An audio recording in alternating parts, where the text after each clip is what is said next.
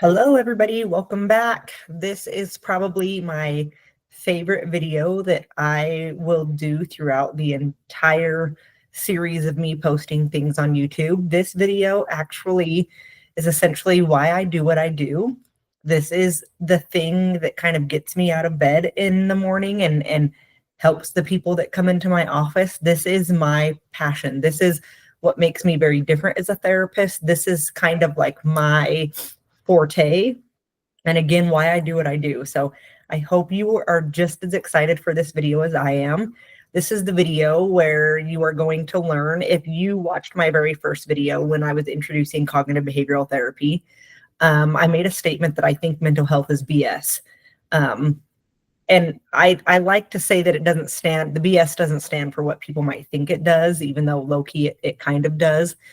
But I say that mental health is BS, and what I mean by that is the BS actually stands for a belief system. I do not believe we are in a mental health crisis. I believe we are in a negative core belief system crisis. So that is what I am going to show you today. I am going to show you why mental health is BS. And please, before we even get into this, when I say mental health, I am talking specifically about anxiety and depression. It's easier to say mental health, but I am specifically talking about anxiety, depression. This does by no means mean all of the mental health diagnoses and criteria that is within the DSM. I will explain a little bit of the DSM later for those of you that are not familiar with it. But this is not saying all mental health. I am specifically talking about anxiety and depression. Okay. So negative core beliefs. What are negative core beliefs? They are strong-held belief systems that we hold about ourselves that essentially dictate everything else that happens in our life. Our thoughts, our feelings, our behaviors, all of it kind of stems from this one piece, and it's a core belief. That's why it's called a core belief. It's to your core. You believe this about yourself. And most people have a variety of core beliefs that are negative. We're going to go through and help you see what the identification process looks like, but that is what they are. So I like to call it your starting point. So when I am in individual therapy with clients and they've kind of seen me for a while and they get all of the education that everybody watching these videos has had, when we get to this point and we identify their core beliefs, when they start talking about situations, they're actually able to go back into past situations and see what core belief kind of dictated the response that they had to that situation. So it really is a starting point. So think of this as step one. So far, you've gotten the triangle education, which means situation comes first, and then you have a chain of events that is a thought, an emotion, and a behavior. But then you learned in the last couple of videos that there's actually another piece that comes before that, which is the backpack or your vulnerabilities. So essentially your backpack, your emotional vulnerabilities is what you kind of walk around with prior to any situation. It's just kind of always with you until it gets dismantled. It's kind of always there. So far, your chain of events is a backpack, a situation, thought, emotion, behavior. But now I'm introducing one more piece. So before the backpack, so you're carrying your backpack, but then imagine you've got like this looming cloud or this looming entity. That's your core belief system. So it's always there.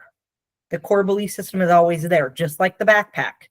You're just not wearing it. It's just kind of following over you. Have you ever seen like a movie and there's like a character with a cloud over it? I think they did this in the first Inside Out with Sadness, and there's a cloud that just follows her everywhere. That's how you can think of your core belief. So your core belief system kind of just dictates everything. So technically speaking, this is the starting point. I promise I will not introduce any more pieces.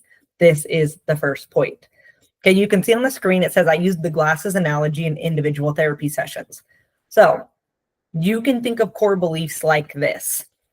I personally have glasses. I've struggled with eyesight basically my entire life. If I take my glasses off, I cannot see next to anything. So I really have to take care of my eyes and my glasses at all times to make sure that I can see the world clearly. So if I wake up in the morning and I go to put my glasses on and I have smudges and fingerprints and scratches and dirt on my lenses, and I put those glasses on and just start going through the day, It's not that I'm not going to be able to get through the day. I am going to be able to get through the day. It's going to be annoying to have to kind of look past all of that. And it's going to be kind of frustrating when I keep seeing like a scratch. It's going to be something I'm like, I want to get these cleaned. I can see, but not as clearly as I could. I can function, I can cope, but not as well as what I could. So I make sure that I buy those little lens wipes and I clean my glasses usually once a day, typically is what I do, because I want to see the world clearly. You can think of your core beliefs as the scratches and the smudges and the dirt and the fingerprints on your lenses. So it's not that you're not getting through your days. It's not that you're not necessarily coping, but there's a lot of frustration, annoyance, and just negative emotions along the way because your view of things is not correct because your core belief system is getting in the way. You're going to learn a little bit more about what that means. But that is what a core belief system is. In short, it is just a strong-held belief system you hold about yourself and or the world that essentially will dictate how you get through life. So that is a negative core belief. So moving on, how do we identify these? On the right-hand side of the screen, I have just a generic list of negative core beliefs. Yes, there are more of them. If you have purchased the workbook, you're actually going to have a list that you can go through and check off which ones you have. And then there's also a space where you can go through and write some that maybe you think you might have. And you're like, I need to reach out to her and see if this is an appropriate one. Or if you find one that's not on the list, there's space in the workbook to go ahead and write that out. For those of you that do not have a workbook and would like one, you can find them on my website, redefinedtherapyandcoaching.com. Those are available for purchase. It has everything that you've done in the videos. They go step by step. That is why the videos are numbered the way that they are. The workbook goes hand in hand with the stuff you get here. However, you don't have to have the workbook. I have just created that for people that are just wanting a little bit more of something. So that is why it talks about if you have the workbook.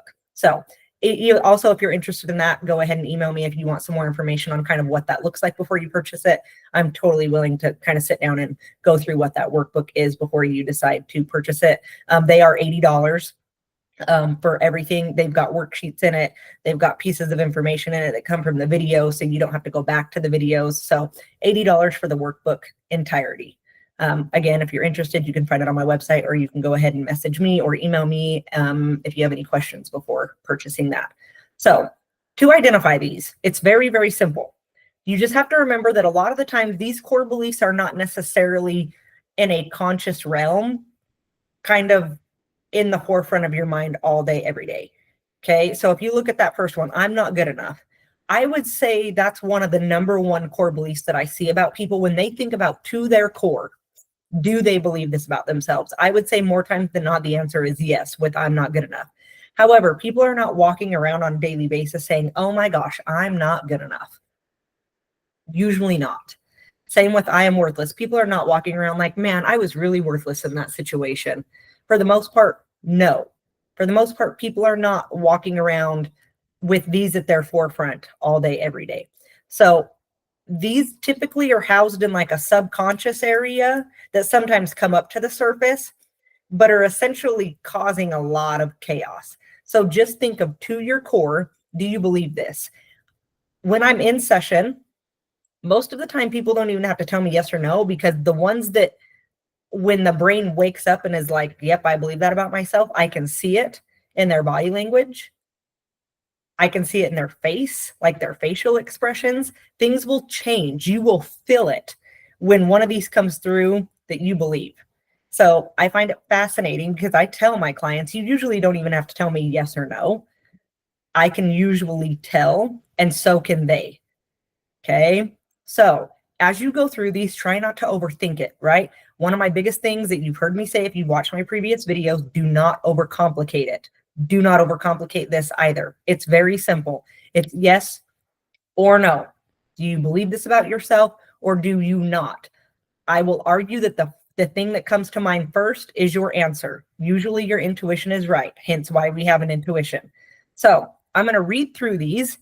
If any of these resonate with you, whether you have the workbook and you're using the workbook or you're just kind of making a mental note, just go through these and see how many of these you have, right? Yes, yes, no, no, no, yes, yes, yes, whatever it is. Okay, so let's go through these. I am not good enough. Yes or no? Do you believe to your core you are not good enough? I am worthless. I am a disappointment. I am a failure.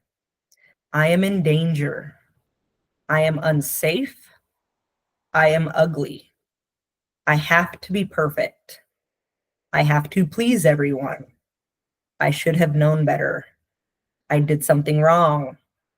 I am a bad person. I deserve bad things. I cannot get what I want. I am stupid.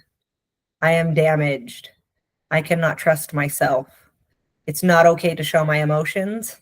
I am not in control. I am helpless. I am inadequate.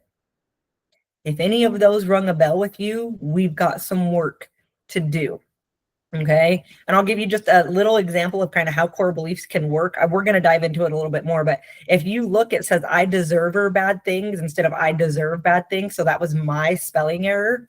Somebody that has a really high core belief system would automatically jump to a thought process of, you are so like, I am so stupid. How did I miss that?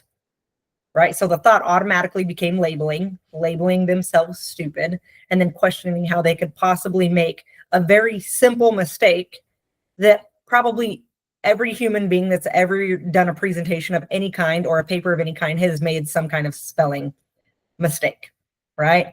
I don't have a negative core belief system, and I have the skill sets to work through that. So I'm just kind of laughing at it because it's like, that doesn't say I deserve, that's I deserver. So something I'll just have to go fix.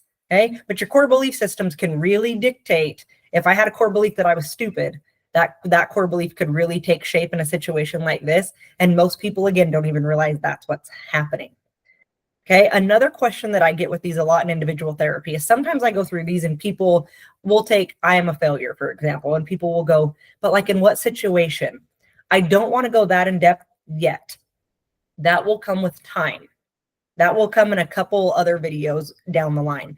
I want you to just say yes or no in a general sense. You believe this about you in a general sense. This is just life as a whole. Do you believe this? You will get to a point where you're able to break it down a little bit further. Another thing that I do in individual therapy, I don't necessarily have you do this in the workbook. I think it's a good idea to. I do this in individual therapy though. After I've gone through and highlighted which ones people say yes to, then I go back and I scale them with people. So for example, I will say on a scale from 1 to 10, 1 being not really at all, I could probably dismantle that one pretty easy, or 10 to your core, it rules your whole life.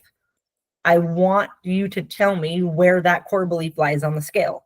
So for example, if someone says yes to I am not good enough, I will then go back and say, okay, on a scale from 1 to 10, where is that I'm not good enough? And someone will say it's 7 out of 10. Okay. I am worthless. That one's a 6 out of 10. I'm a failure. That one's an 8 out of 10. Right. On and on and on. Because what I eventually do with people in individual therapy is we actually go through and we kind of identify, and then we do some skills, and then we re-identify and do some skills that over the course of a month, 2 months, 3 months, their core beliefs go from 7, 8, 9, 10 to 0, 1, 2. We get them drastically reduced. Okay. Drastically. That's the whole goal, is to get things to drastically reduce. So step 1 is just identifying your core belief system. The next video that you do, you're going to kind of start breaking it down a little bit further. But for right now, you really just want to focus on identifying kind of what is with you. When I do this with clients, after I identify with them, I actually end the session right there, because I like to give them a week or two to kind of just sit with this and kind of just start getting used to, oh, this could be coming through. Remember my core belief system. I really just like to give them some time. So it's the same here. So this whole video is going to be core beliefs. There's not going to be another concept, because when you are done with this, I want you to take some time to just start thinking about your core belief system a little bit. Okay, so moving on, the effects of negative core beliefs. I kind of showed you a little example of my spelling error. I'm going to kind of show you another example, step by step, of kind of how this plays out. And I like to call this the silent script of the mind. Because remember, Your core beliefs are not yelling at you all day long. They are very silent, but they are literally writing your life. So I call it the silent script of the mind. They're silent and they can be deadly. Have you ever heard that saying, silent but deadly? This is your core beliefs. And they're maybe not deadly. I mean, they can be literally deadly if the behavior becomes suicide. However, this is a very silent script of the mind that can cause so much damage. So let's show you the order. Negative core belief, and remember, is the starting point. If the core belief is I'm not good enough, that's the example we're going to use. In the backpack, because I'm not good enough, I'm going to carry sadness, stress, disappointment, feeling inferior, overwhelmed. The backpack and the core belief system kind of go hand in hand. If you have a very high negative core belief system, your backpack is going to be very heavy with negative emotions. Very, very heavy. Negative vulnerabilities. If your backpack is heavy, your core belief system typically is going to be higher. So they kind of go hand in hand with each other. Okay. Situation. My date did not text me back about a second date. So that's the example situation we're going to use. The thoughts. Everyone always loses interest. Nobody would love me anyways, etc. So you can see the thoughts become very all or nothing, very much mind reading. Both of those thoughts, and I'm going to guess all the thoughts that would come after that would be rooted in errors. So already right off the bat, negative core belief, I'm not good enough, is not going to work. The backpack is heavy. The thought process is errors. So now we go to emotion and behavior. Emotion, loneliness, frustration, insecurity, etc. The behavior, isolation, avoidance, becoming short-tempered, etc. You can see emotion and behavior doesn't just happen. So emotion and behavior are way at the bottom of the list. Emotions and behaviors do not happen. There is a lot that goes on before people get to an emotion and or a behavior. So that's kind of just how negative core beliefs work. Now, I'm going to show you, again, order of events with skills. Okay? Number one, the starting point, negative core beliefs. ID them. That's the skill set for right now. Okay, that is not how you dismantle them. We're not going to get into that yet. But for right now, you just identify them. That's it. Step one, identify. You can reach out to me and I can give you a list of core beliefs. You can go to Google and type in generic list of core beliefs or help me identify my core beliefs. Again, 1,000 things will pop up. Just find what works for you.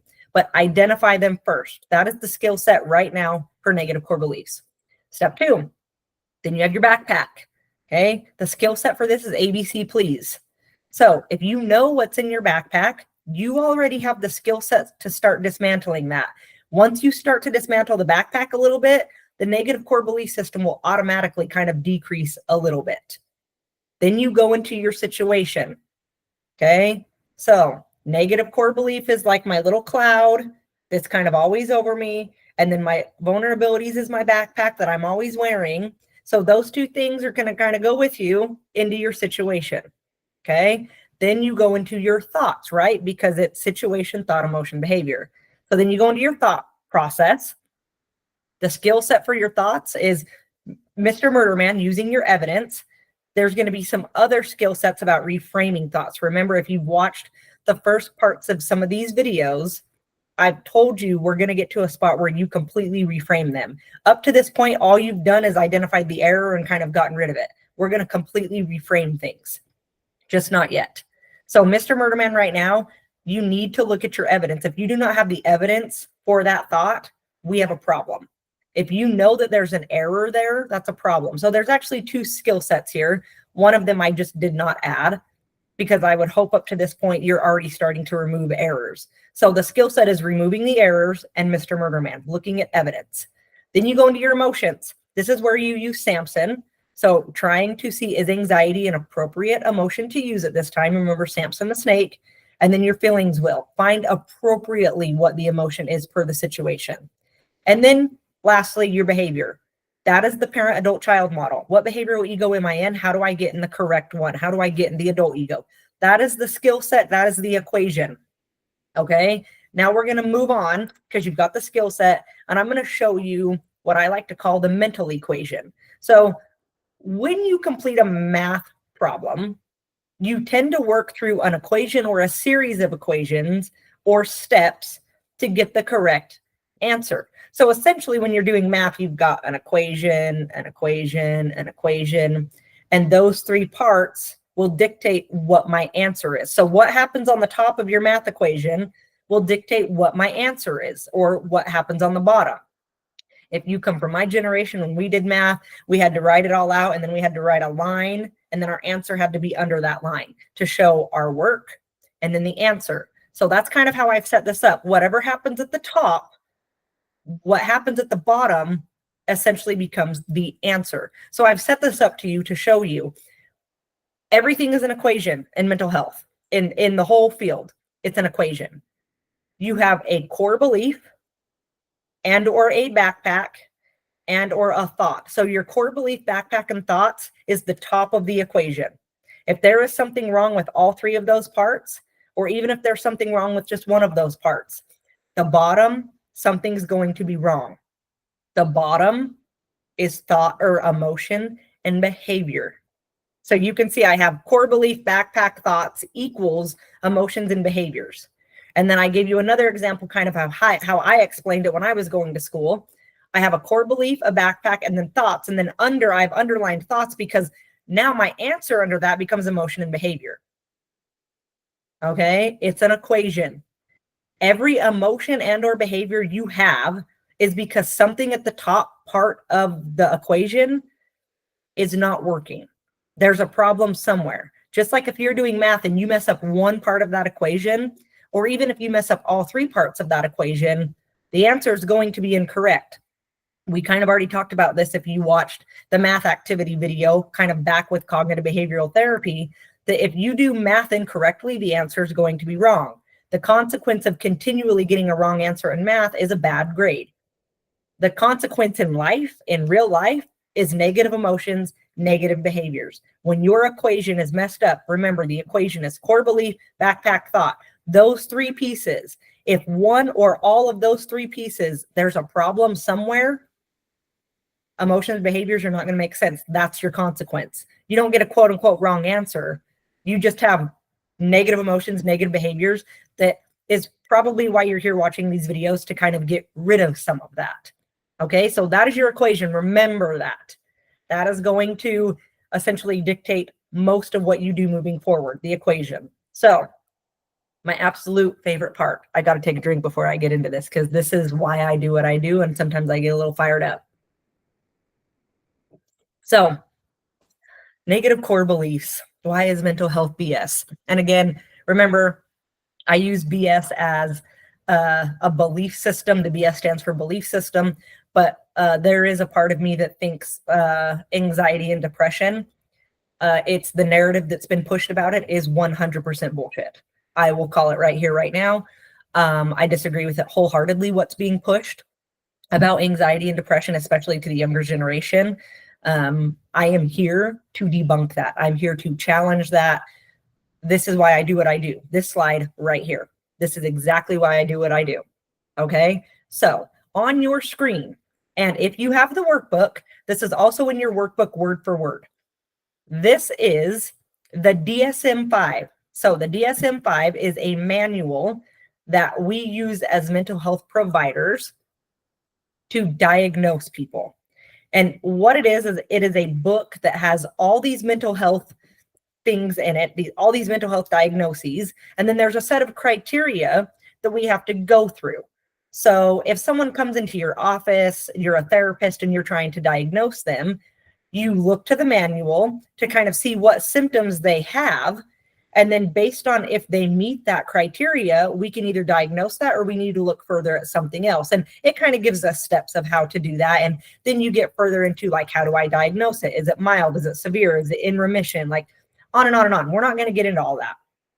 What I have for you on the screen is the word for word DSM-5 criteria for GAD, generalized anxiety disorder, and MDD, major depressive disorder. So in short, anxiety and depression. This is the list of criteria that somebody has to meet to be diagnosed with this disorder. So on the left, is the DSM-5 word for word criteria for anxiety disorder.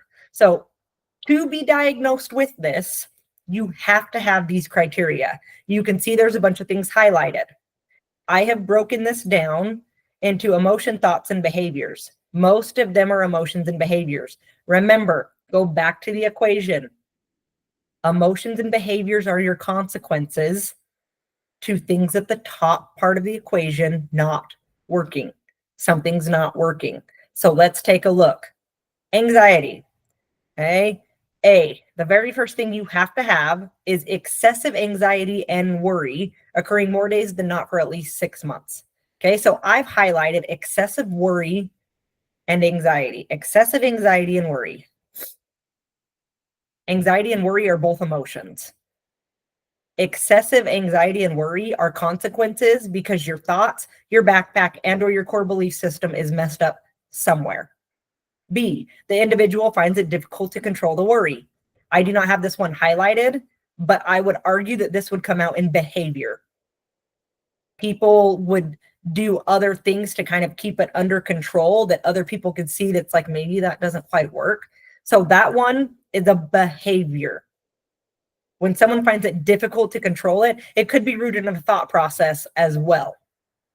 Okay. Now, C is just a list of 6 other symptoms that you have to meet so many of them. It's 3 or more, unless you're a child. You have to meet so many of them to be diagnosed. So the first one is restlessness. Restlessness is a behavior. Feeling keyed up or on edge. That is a feeling. It literally says it. Feeling keyed up or on edge. That is an emotion. Being easily fatigued. Fatigue is an emotion. It also can be a behavior because people can see you kind of lose that energy. Difficulty concentrating is a behavior. When I have difficulty concentrating and I'm just like, and people can see that I'm having a hard time, that is a behavior. Irritability is an emotion. It also can come out in behavior. Muscle tension is just a physiological response to what's happening because your brain is not able to work properly. Sleep disturbance is a behavior. So I'm confused on why so many people are being diagnosed with anxiety when literally all this is consequences to the top part of the equation being messed up. Mental health is bullshit. You have been lied to. You are not anxious. You are not depressed. These are just consequences because the top part of your equation is messed up. That's it. Almost every single one of these. The only one that didn't fall into that criteria piece of emotion and or behavior was muscle tension. And of course, muscle tension is going to happen when the brain does not even work properly. Of course, you're going to have an internal physiological response. It's not working. Now go to depression. Same thing. I see a lot of highlights. Okay, so you have to meet 5 or more of these to be diagnosed with MDD. Depending on how many you meet, this can be specified as mild depression or severe depression. Okay, so let's get into it. First one, depressed mood. Depressed mood is an emotion. B, diminished interest or pleasure in all or almost all activities, behavior. Weight loss or weight gain, behavior. Insomnia or hypersomnia, so sleep disturbance, behavior. Agitation or retardation, behavior. Fatigue, emotion, and behavior. Loss of energy, behavior. Worthlessness, feeling, also can be a core belief, I am worthless. Inappropriate guilt, emotion. Diminished ability to think or concentrate, behavior. Recurrent thoughts of death, thought problem. Again, every single piece of depression, I would love for someone to explain to me why we keep diagnosing people with this and putting people on medication for this when it is just an equation that can be fixed. It's just like math. When you know the proper tools to do the equation and then you can start doing it correctly and you start getting the right answer, oh my gosh, it's like health is the same way. Mental health, anxiety, and depression is bullshit. You're being lied to. You're being pumped full of medication that there's literally almost no evidence to support depression and anxiety come from any kind of chemical imbalance. Almost none. That's not a thing, people. That's not a thing. There's very little research to support that it's a chemical imbalance. No, it's the top part of the equation is messed up. This just becomes your consequence. This is your consequence for having a core belief system that is rooted, because I don't know if you caught this, every single core belief system that was on the screen, every single one of them is rooted in an error. You learned a long time ago, if you've been watching these videos, if you have an error in the thought, that's a problem. Errors don't work in any capacity. Errors, if you make an error at work, work's not going to go smooth. If you make an error in your schoolwork, the answer is going to be incorrect. If you make an error in your marriage, you've got to work it out. If you make an error with a friend, you've got to work it out. Errors do not work. Every single core belief a person can have will be rooted in an error. So first of all, core beliefs don't even work because they're errors. And they're also undialectical. I don't know if you caught that too. There are some that are undialectical. So your core belief system doesn't even work. Number two, if your backpack is so freaking heavy, how in the hell are you not supposed to worry all day long? How are you not supposed to be agitated? How are you not supposed to be irritable? How are you not supposed to have a depressed mood if you're walking around with sadness and worry and anxiety and da da da da da da? Of course, you're going to have a negative consequence from that. It's just no different from a kid carrying way more books that can fit in his backpack all day long at school for 8 hours a day on and off. If they're carrying that, guess what's going to happen physically? You're going to have back problems. That's the consequence. It's no different with your mental health aspect. It's no different. There is a consequence to all things, whether it be positive or negative. This criteria is just the consequence of the top part of the equation being messed up. So the negative core beliefs don't work. They're errors and undialectics. The backpack's too heavy. Then you have a thought process rooted in errors. No shit. You're going to have these consequences. How are you supposed to not? But what happens is we live in a society where you go to a doctor and say, I'm struggling with these things. They immediately put you on medication. And then you still wonder why things don't get better. This is why. Because your chemicals aren't the problem. Your equation is the problem. I don't like to say you are the problem, but you are the problem. Your mindset is the problem. It's fixable. It is so fixable. So fixable. This is why people come to see me individually. This is what makes me different as a therapist. This is it. This is it. This is what I do. This is my passion. I have personally lived this. I used to have a negative core belief system that led to horrendous consequences, horrendous emotions and behaviors. I have since broken free from that. It's been a few years since I've been able to break free from that. And now I do this with people every single day. Every single person that comes in my office, this is the goal we get to. And I will tell you, every single person that has come in my office and has gone through this and dismantled their core beliefs basically to nothing, they don't ever come back to therapy, ever. Because it does not matter what happens to you moving forward, you can handle it. Because the belief system doesn't get in the way. Your backpack can get heavy from time to time, but you understand how to unpack it, and your thought process doesn't become rooted in error. So even if the worst of the worst happens to you, you can still get through. It's okay. It's going to be okay. It doesn't matter what happens to you. Your brain will be okay because your brain has learned how to now properly function.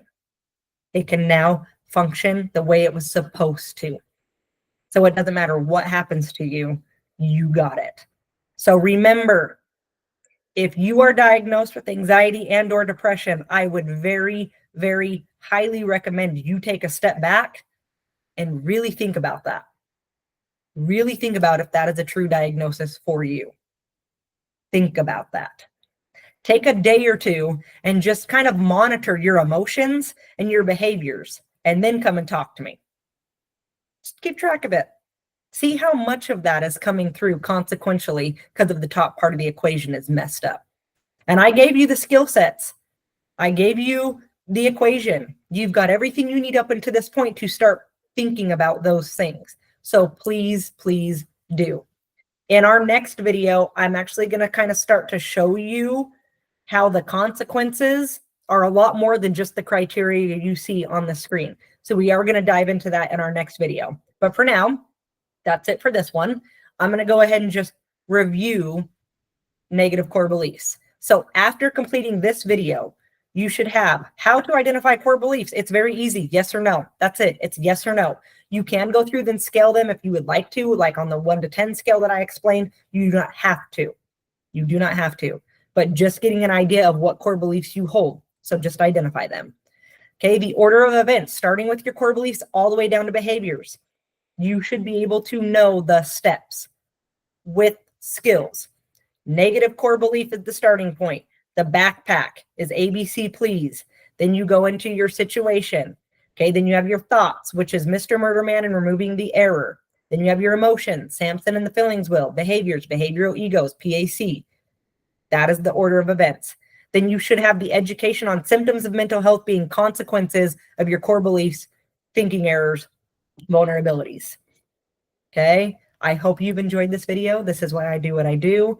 Now, from this point forward, if you are following in the workbook or if you are following these videos in order, the next set of videos is now dismantling everything that you've learned. We're going to dismantle the core belief, the backpack, the thinking errors to start making all of this make sense. That's what's coming up.